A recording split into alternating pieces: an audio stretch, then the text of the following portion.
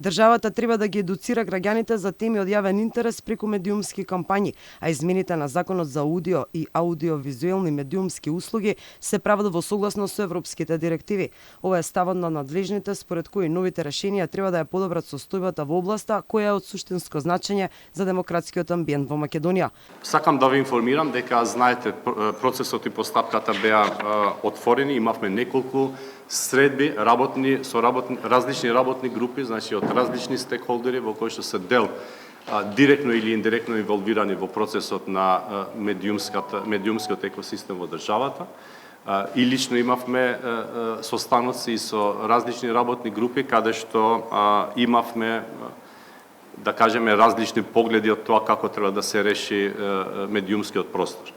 Знаеме дека овие прашања, ваков тип на закони сензитивни се сегде во светот, уште повеќе се сензитивни во држави каде што довербата е ниска помеѓу институциите. Измените на законот се веќе влезени во собраниска процедура, а започна и втората фаза на јавна расправа. Претходно беа консултирани сите засегнати страни кои имаат можност да ги споделат своите ставови и видувања. Според предлогот, најголем дел од државните пари треба да одат за јавниот сервис, МРТ, а многу мал процент за да се подели меѓу националните, регионалните и локалните телевизии за кампањи од јавен интерес.